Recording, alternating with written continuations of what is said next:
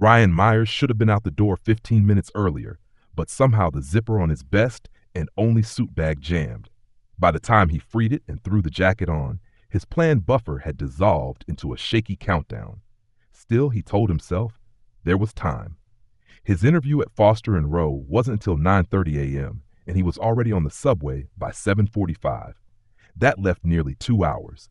He'd practiced his answers, printed extra resumes, and read every article about the firm for the past 6 months. He wasn't just ready, he was desperate. This interview wasn't a step, it was the step, the one that was supposed to change everything. No one from his community got into Foster and Rowe, not unless they had a last name that showed up on plaques in law libraries or on hospital wings. Ryan didn't even have a middle name. His mother worked nights at a packaging plant and cleaned houses during the day. His dad wasn't in the picture. The fact that he'd landed this interview at all felt like some cosmic error in his favor. He had checked the email 5 times just to be sure it wasn't spam. He remembered circling the date on his wall calendar 3 weeks earlier, pressing down hard with a red pen, April 15th. Underneath, in all caps, he wrote, "Do not screw this up." He made it to the station by 8. A solid start. From there, it was 6 blocks to the Foster and Rowe building. Maybe 7, depending on the traffic lights.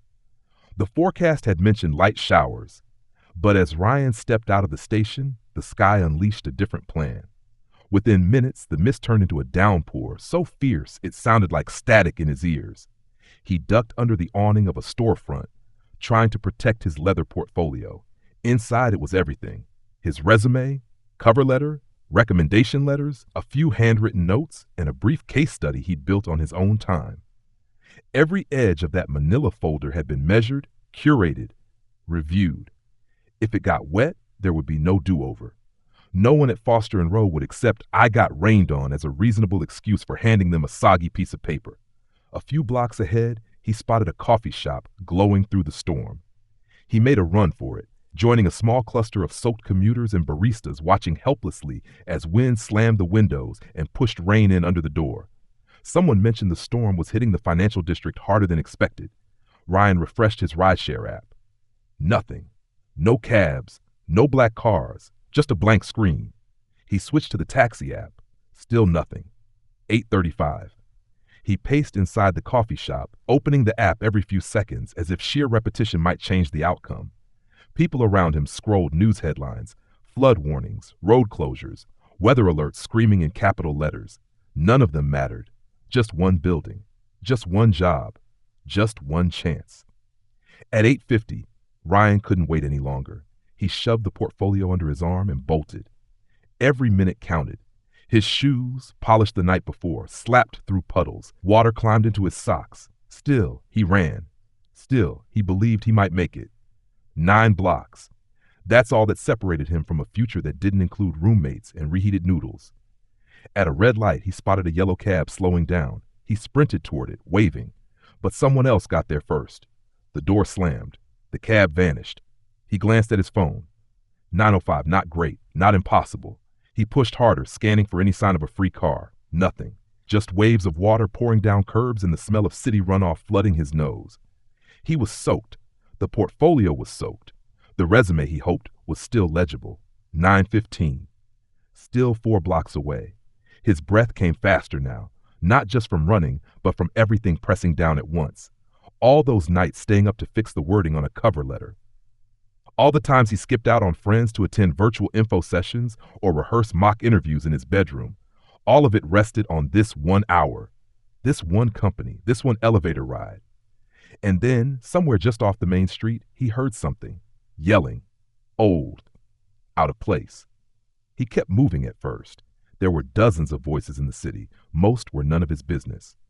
But this one cut through, cracked with strain, desperation, a kind of stumbling frustration. He hesitated, looked over.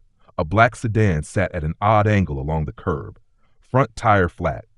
An older man, maybe late 70s, fumbled with a jack that refused to stabilize on the wet pavement. His coat was soaked. His hands looked uncertain, like they didn't know what to grip anymore. The street was mostly empty. No one else even noticed.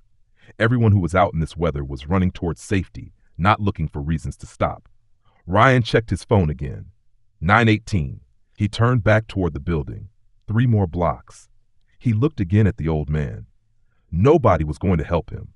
And then a voice in Ryan's head, clear, steady, one he hadn't heard in years. You don't build a name by stepping over someone else to reach the top. It belonged to his uncle, the one who taught him to drive, to fix brakes, to change oil. A man who never made it past high school, but who ran a shop with more honor than half the lawyers Ryan had met at networking events. Ryan clenched his teeth, already knowing what he was going to do. He turned. He headed toward the car. Need a hand? Ryan called out over the rain. The man looked up, startled, his white hair stuck to his forehead, his coat sagging with water. The jack had slipped again. Ryan didn't wait for permission. He crouched, inspected the position, and repositioned the jack with practiced focus.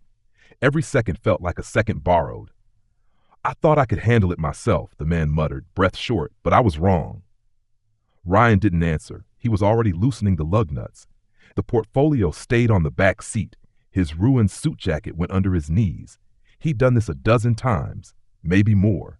Summers spent in his uncle's garage weren't glamorous, but they taught him how to be useful, how to finish a job with hands, not just plans. The old man hovered near the trunk. You seem like you're in a rush. Interview, Ryan said, or was. The man nodded slowly. Important one? Ryan tightened the last lug nut. Yeah. The man didn't say anything else. He watched as Ryan loaded the flat into the trunk and secured the spare. Ryan didn't look at the time. He didn't want to. When he finally stood up, his shirt clung to him. His pants looked like he'd taken a swim in them. He wiped his hands on the only dry corner of his jacket. It didn't help. You shouldn't be out in this weather, Ryan said, brushing water from the top of the spare. I haven't missed a day at the office in 47 years, the man replied. Didn't intend to start now. Ryan gave a half smile. Then you'll make it. Tire's good to go. The man studied him for a second. You didn't have to stop. I know. There was something unspoken between them, an understanding neither could explain. Let me give you a ride, the man said. You've earned at least that much. Ryan opened the passenger door and sat down, trying not to soak the interior. The car smelled like leather and wood polish. The dashboard gleamed. Whoever this guy was, he wasn't hurting for money. Henderson and Company, Ryan said. That's where I was heading. The man paused. I know the place. Ryan didn't react. He stared through the windshield as the car glided onto the road. Water still rushed down the gutters. I'm Ryan Myers, he offered, suddenly aware that he hadn't even introduced himself. Theodore, the man replied, keeping his eyes on the road. Just Theodore. They didn't speak for a while. The ride was smooth, fast. As they approached the towering glass building, Ryan felt his chest tighten. 9:33 a.m. The interview was over. The time had come and gone. Theodore pulled up to the main entrance. This is you, he said. Ryan hesitated with his hand on the door. Thanks for the ride and for understanding. Theodore nodded. Character shows when no one's watching. Ryan got out. The air was heavy and damp. His shoes squelched with every step. Inside, the security guard looked him over with something between amusement and concern. I had an interview, Ryan said. Ryan Myers, 9:30. The guard tapped a few keys. You're on the list, he confirmed. 42nd floor, but they're strict about timing. I figured. The elevator climbed with clinical precision. Ryan caught his reflection in the brushed metal walls. He looked like a disaster, a soggy, wrinkled, borderline ridiculous version of the man who had stood in the mirror this morning rehearsing answers. The 42nd floor was quiet. Soft light, expensive floors. The woman at the reception desk looked up with a practiced smile.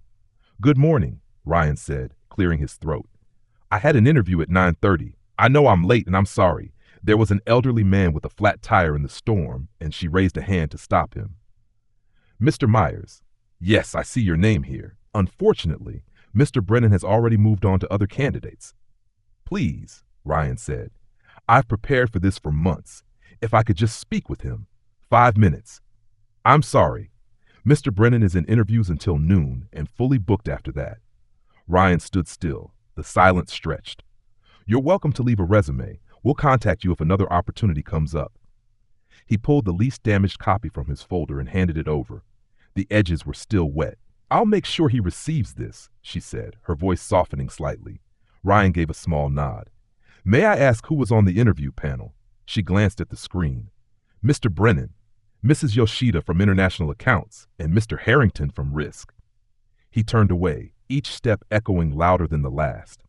Back in the elevator, Ryan pressed the button for the lobby and stared straight ahead. He'd spent years fighting his way to this moment, and now, because of a stranger and a tire, it was gone. Outside, the rain had stopped. The sun began to break through the clouds like it hadn't just wiped his future clean. He pulled out his phone. There were other firms, smaller names, less prestige, lower salaries, but something.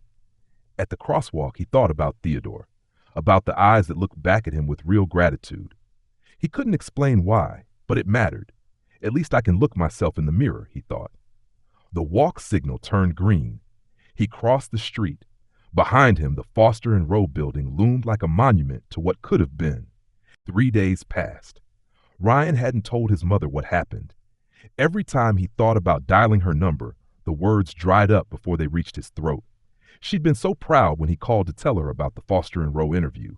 He couldn't bear to turn that hope into silence. Instead, he rewrote his resume again. Version 12. The same lines, shuffled. The same achievements, made to sound fresher. The same GPA, unpaid internships, and community college transfer story, rebranded as perseverance. The suit he'd worn that day, now dry cleaned at a cost he couldn't really afford, hung on his closet door like a framed failure. His laptop sat open on his kitchen table, surrounded by coffee cups and uneaten toast. He was scrolling job listings from firms he'd never heard of, places with acronyms for names and addresses in office parks. No glass towers, no Fortune 500s, no dreams. His phone buzzed. Mom. He stared at the screen until it stopped. Then it buzzed again. Different number, local area code, unknown. He answered. Ryan Myers speaking. A voice came through, crisp and professional. Mr. Myers, this is Amanda Kerr, executive assistant to the CEO at Foster and Rowe. I'm calling to confirm an interview this afternoon at 2 p.m. on the 85th floor. Will you be available? He blinked. I'm sorry, did you say Foster and Rowe? Yes, sir. Mr. Rowe asked that I extend the invitation personally. The meeting will be held in his office. Yes, I'll be there. Excellent. The executive entrance will be open. Please check in with security when you arrive. The call ended. Ryan sat motionless for a moment, then slowly, carefully, he closed his laptop. The 85th floor. That wasn't where interviews happened. That was executive territory. The people who worked there didn't take walk-ins or second chances. Whatever this was, it didn't fit any box he knew. By 1:15, Ryan stood in front of Foster and Rowe once again. Same building, different world. The sky was clear now. The streets were dry. No rush, no panic, no storm. Just silence, like the city itself was holding its breath. Ryan Myers, he said to the security guard at the front desk. I have a 2 p.m. meeting. The guard checked the list. His eyebrows lifted slightly. Yes, sir. That's the executive floor. You'll need this. He handed over a special access badge. Elevators to the right. The ride up felt longer than the last time, though it was probably just quieter. Ryan checked his reflection in the elevator's panel. The suit looked good, clean. His tie, a different one this time, felt tight but straight. The light above the doors blinked. 85. The elevator opened to something that looked more like a penthouse than an office. The reception area was all glass, wood, and confidence. The air smelled like leather and citrus. Real art, not prints. A skyline view so clean it looked surreal. A woman approached, sharp and smiling. Mr. Myers, I'm Amanda. Thank you for coming. Mr. Rowe will see you shortly. Would you like some water or coffee while you wait? Water, please. She handed him a crystal glass, then disappeared behind a sleek glass door. Ryan stood alone in a space that didn't seem real. He tried to guess how many zeros the furniture cost. Then the door opened. He'll see you now, Amanda said. He followed her through a corridor lined with black and white photographs, company founders, milestones, glossy magazine covers featuring Foster and Rowe. At the end, a set of tall double doors. She knocked once, then opened one side. Mr. Rowe, Mr. Myers is here. Send him in, Amanda. The voice was familiar. Ryan stepped inside. Behind a massive desk facing the window sat a man in a dark suit. He turned slowly in his chair. It was him, Theodore, the man with the flat tire. Hello again, Ryan, he said. Ryan stared, his voice caught somewhere behind disbelief. I believe we have a conversation to finish, Theodore said. Ryan stepped closer, almost not trusting his feet. You're Charles Rowe. Yes, Theodore said, nodding, though I've always preferred just Theodore. Ryan's thoughts spiraled. The ride, the tire, the rain, none of it had made sense until now. Please, Theodore gestured. Sit. Ryan lowered himself into the chair across the desk. He couldn't speak. Not yet. You didn't know who I was, Theodore said. That's what made it matter. He leaned back, folding his hands. I've read your resume, all of it, including your portfolio. You left it in my back seat. Ryan flushed. I didn't mean. It was excellent, Theodore said, cutting him off. Especially your breakdown on Southeast Asian markets. You've done your homework, but that's not why you're here. Ryan looked up, confused. You stopped in a storm to help someone. No guarantee, no audience, just instinct. I've interviewed hundreds of Ivy League graduates, sharp suits, sharp tongues, but most would have walked right past me. He opened a drawer and pulled out a thick folder. After you left, I made a few calls. Your professor spoke highly. So did your manager at the cafe. And someone at the library said you stayed late over winter break to reorganize their records, unpaid. Ryan said nothing. He'd never thought anyone noticed. You've done more with less, Theodore said, and you didn't need anyone to tell you what the right thing looked like. He stood, walking around the desk. I'm not offering you the job you applied for. Ryan froze. I'm offering something else, Theodore continued. You'll work with me, special assistant to the CEO. You'll learn how this business works, not from the bottom, but from the inside. Ryan blinked. I don't know what to say. Say yes, Theodore replied. And be on time Monday, Ryan nodded. Yes, sir.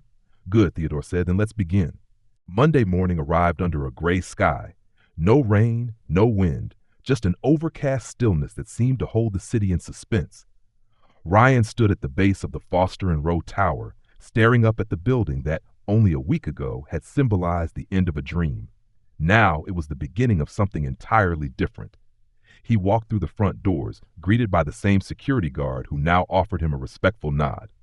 Morning, Mr. Myers. Welcome back. Ryan nodded, barely used to hearing his name with that kind of formality.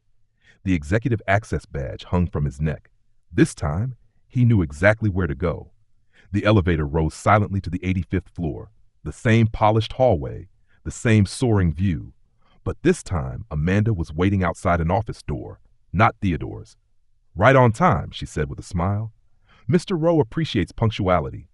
She handed him a laptop and a company phone. These are yours. Your office is this way. Ryan followed her past corridors he hadn't noticed before, down a side wing lined with smaller glass doors. She stopped in front of one, opened it, and gestured him inside. It was his. A private office. Spacious, furnished, with floor-to-ceiling windows that made the skyline look like part of the decor. A mahogany desk. A small meeting table.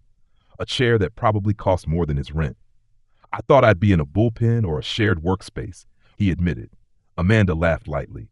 Special assistants to the CEO don't work in cubicles.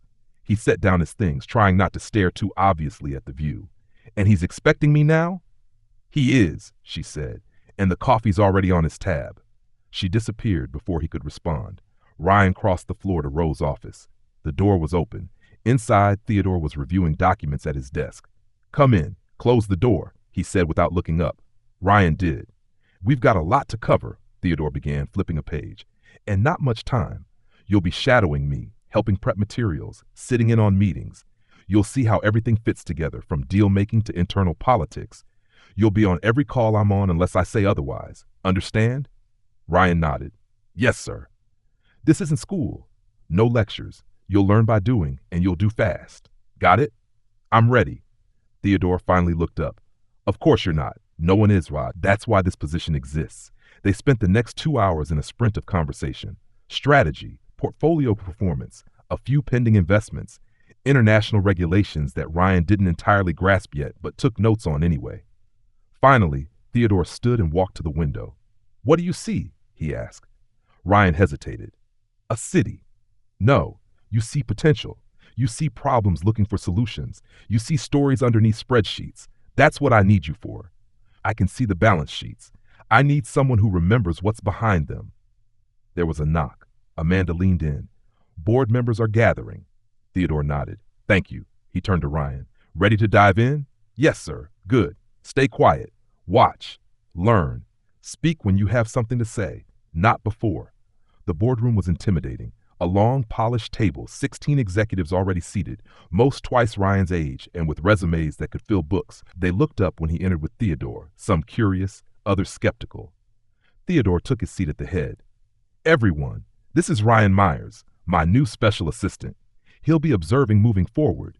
One of the senior members raised an eyebrow. Rather young, isn't he, Charles? Theodore didn't blink. When you've been CEO as long as I have, you learn to recognize value where others miss it.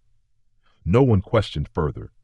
Ryan remained silent through the first half hour, absorbing the room's rhythm. The pace was brutal. Acronyms, projections, ratios thrown around like casual slang. He listened harder than he'd ever listened in his life. Then the topic shifted. A manufacturing company, bleeding cash.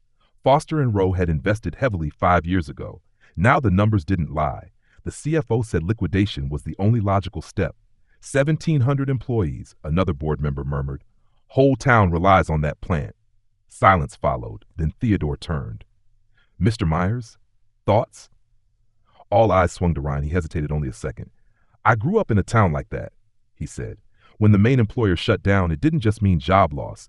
It meant lost homes, lost businesses, broken families. My school lost its music program. The library cut its hours. People left. Some never came back. He paused. I know the numbers say cut and run, but numbers don't measure damage like that. If there's a way to restructure, preserve jobs, fix inefficiencies, it might cost more upfront, but it saves more than profit margins. The room was quiet again. Theodore smiled faintly. Exactly why he's here. He turned back to the board. We'll form a restructuring committee. James, Elaine, work with Ryan on the initial framework. The meeting resumed, and Ryan sank back into his chair, heart racing. No one said it out loud, but something had shifted. Afterward, as the room cleared, Theodore remained seated. You did well. Thank you for the chance. Theodore shook his head. You earned it. He stood, joining Ryan at the window. Most people think the rain washed away your opportunity, he said quietly. It cleared the path. Below them, the city moved on, unaware that somewhere down there, a young man's life had just pivoted in a way no resume could explain. The days that followed blurred together. Ryan spent hours buried in files, learning investment strategy by reverse engineering past deals. He sat in meetings, took furious notes, listened to language spoken at speeds meant to intimidate, and sometimes caught Theodore watching him, not for errors, but for how he responded when he didn't know something. He didn't ask for help unless he had no choice. He stayed late, came in early, and avoided the temptation to celebrate too soon. Every morning he took the same elevator, passed the same security guard, nodded at Amanda, and walked into his office like it wasn't still surreal. He hadn't changed his lifestyle. His new apartment was modest. The furniture was secondhand. The only thing he spent real money on was ties, 2 of them bought with his signing bonus. He sent his mother a check that covered 2 months of her rent. No note. She'd know it was from him. But inside, something had shifted. Not confidence, something quieter than that. Belonging, maybe, or the beginning of it. On Friday, near the end of the day, Theodore called him in without warning. We're flying out Sunday night, he said, sliding an itinerary across the desk. Client in Denver. Boardroom's on fire. Need a read on what's real and what's noise. You'll sit in on everything. Ryan nodded. Do I need to prepare anything? You already are, Theodore said. Just listen. They flew commercial, but in first class. Ryan had never sat in a seat that reclined like a bed. He didn't even take off his jacket, just held the armrests and waited for turbulence. In Denver, the meetings were brutal. The client, an energy company, was hemorrhaging value, and no one agreed why. One side blamed regulatory shifts. Another said it was internal mismanagement. A third insisted it was the markets. Everyone talked over everyone else. But Ryan sat still and tracked patterns. By day 2, he could see it clearly. The data didn't match the story they were telling. No one had really diagnosed the problem. They just picked scapegoats. That night, Theodore asked him what he saw. Ryan broke it down in 5 sentences. You're not wrong, Theodore said. But next time, say it earlier. Back in New York, a message was waiting on Ryan's desk. Boardroom, 4 p.m. sharp. Bring notes. He arrived early. The same long table, the same skeptical faces. Theodore was already seated. The room quieted when he spoke. We're reviewing two pending acquisitions. Ryan will present the background. Ryan stood. He didn't read. He talked. No slides, no jargon. He outlined risk exposure, public sentiment, internal liabilities, and missed synergies, phrases he hadn't used before this job, but now carried like tools.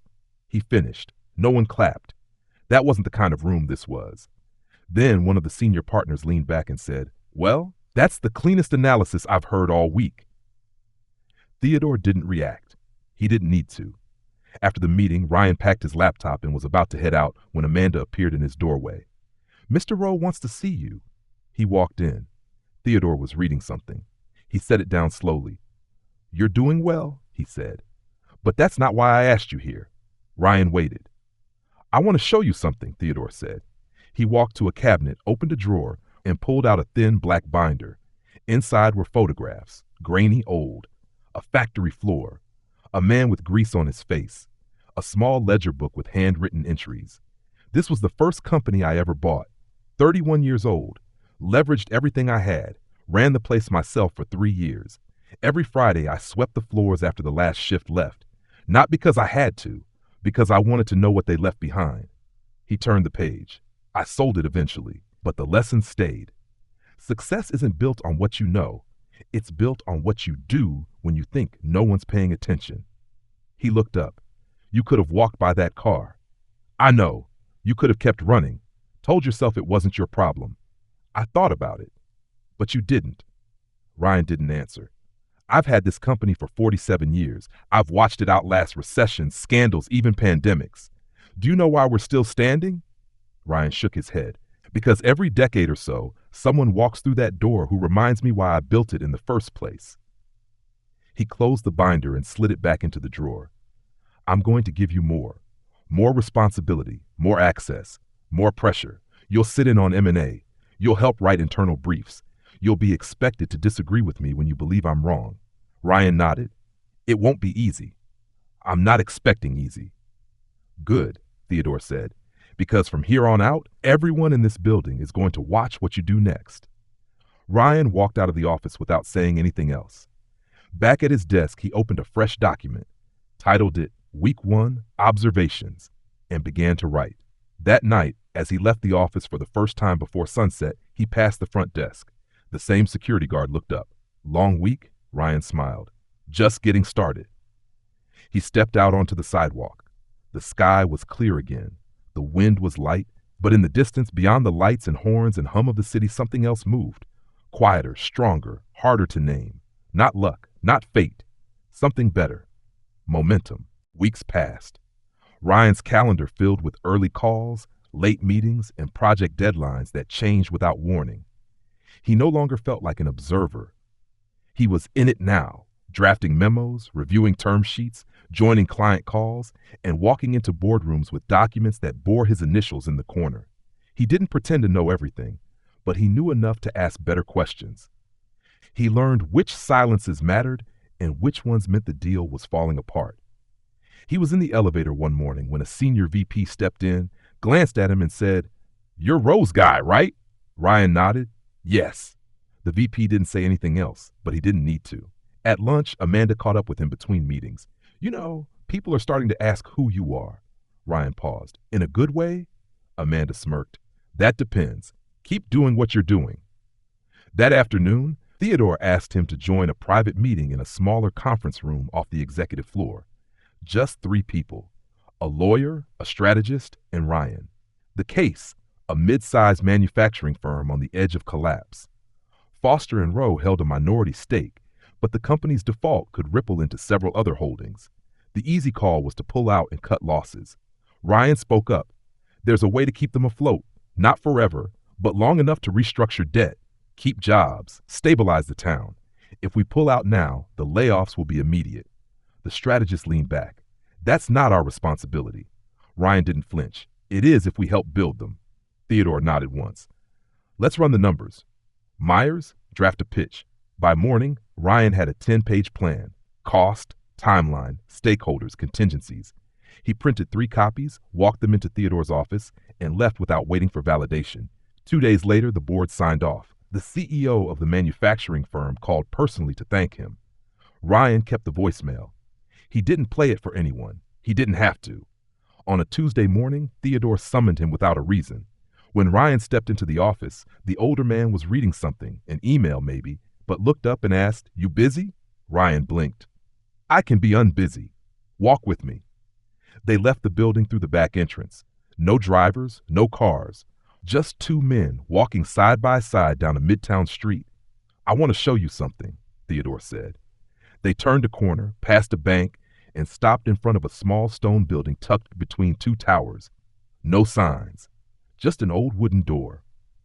"This is where Foster and Rowe started," Theodore said. "My father rented this place with a friend. A single room, 2 desks, and a coffee pot that didn't work. They had 4 clients and a line of credit no one wanted to extend." Ryan stared at the building, imagining it. "We moved out in '73, Theodore said. "Now it's a nonprofit we fund, literacy program for adults. We kept the deed." They walked on. "You know why I brought you here?" Ryan shook his head. "Because it's easy to forget where it started, especially up there." He motioned back toward the skyline. "You sit in that tower long enough, you forget what matters." Ryan said nothing. He knew it wasn't a rhetorical story. It was a warning. That Friday, he attended his first solo meeting with a junior team from another firm. No Theodore, no Amanda. Just him and 3 analysts from a partner company, each several years older. The meeting was routine, status updates, deliverables, timelines, but something in the room shifted when he spoke. No posturing, no hesitation. He made his points cleanly, asked follow-up questions that mattered, and wrapped the meeting in under 30 minutes. Afterward, one of the analysts pulled him aside. "You're not just here for show, are you?" "No," Ryan said. "I didn't think so." The next week brought a new challenge. An investment in renewable infrastructure overseas had stalled. Government regulations were shifting. Media scrutiny was rising. The PR team panicked. Investors asked questions no one wanted to answer. Ryan worked late every night, reading documents he didn't fully understand, asking analysts to walk him through regional politics and carbon credits. On Thursday morning, he brought a proposal to Theodore, a pivot in messaging, a revised funding schedule, and a restructuring plan that would protect the company's exposure. Theodore scanned it, set it down, and looked at him. "You wrote this yourself?" "Yes." "You think it'll work?" "I do." "Then defend it to the board." That afternoon, Ryan did just that. Halfway through, someone interrupted him. "You've only been here a few months. What makes you think you see what we don't?" Ryan didn't blink. "Because I'm looking at it with clean eyes. No sunk costs, no ego, just facts." Silence followed. Then Theodore said, "Let him finish." He did. The board approved the pivot. Later, Ryan stood by the window outside the boardroom, watching the city move below. Theodore joined him. "Still think you missed your shot?" Ryan didn't answer. He didn't need to. Monday came again. New week.